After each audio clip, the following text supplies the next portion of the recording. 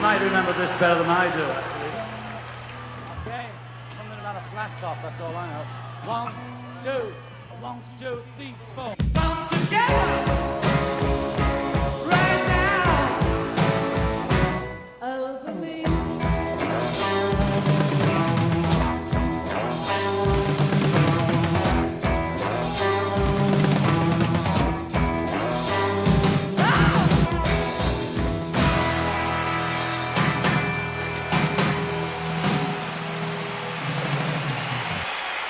Thank you, thank you.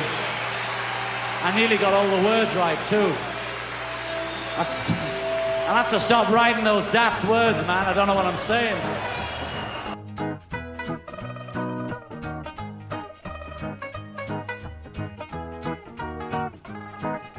In 1969, psychologist Timothy Leary ran a campaign against Ronald Reagan for the governor of California. His slogan was "Come together, join the party." After meeting John Lennon and Yoko Ono at one of their infamous bed-ins, John Lennon offered to write a campaign song for Timothy Leary. John worked tirelessly, sending him demos and ideas, but Timothy Leary got locked up for marijuana possession, so thus ends the campaign. So, John has this fresh song and no one to give it to, so he gives it to the Beatles. John admits that the song was complete gobbledygook and had little to do with Leary's political agenda. He said he tried and he tried to write a campaign song, but this is all he could come up with. Come together and join the party. Come together and join the party.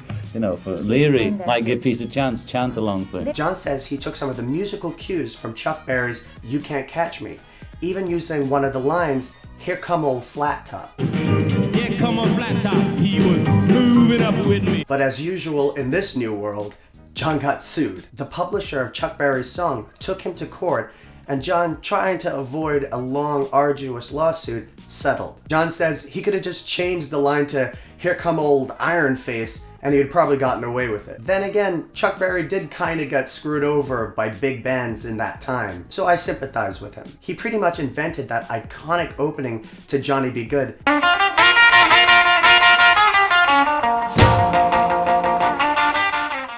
And kinda got robbed by everyone. If everybody had a nose. The record Surfing USA was originally a record by Chuck Berry called Sweet Little 16. Really rocking in Boston and Pittsburgh, PA.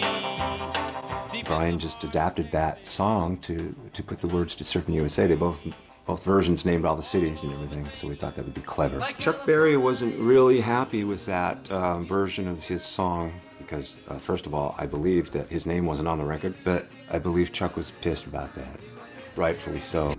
Even Marty McFly gets the credit. The blues riff and B. Watch me for the changes and try and keep up, okay?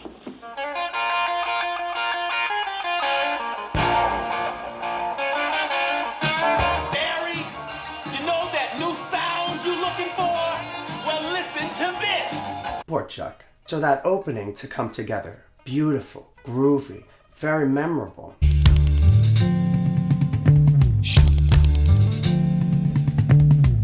What do you hear him say? Because when I first heard it, I thought they were saying something like doo-wop, like shoop. Shaboom, shaboom, ya-da-da-da-da-da-da-da, shaboom, shaboom, ya-da-da-da-da-da-da, shaboom, shaboom, ya-da-da-da-da-da-da, shaboom. But what John was actually saying was shoot me, allegedly a reference to heroin use. But after the bass and the drums were all added in, the me of shoot me got lost in the mix, and all we hear is shoot. Lastly, there was this little bit of passive aggressiveness between John and Paul. So they were all practicing the song, and Paul's playing the electrical piano. It's said that John was kind of eyeing what he was playing, and when it came time to record, John just hopped on it and did that part himself. And then he does all the backing tracks without asking Paul to be on them. Paul says on Come Together, I would have liked to sing harmonies with John, and I think he would have liked me too, but I was too embarrassed to ask, and I don't work to the best of my abilities in that situation. Very humanizing.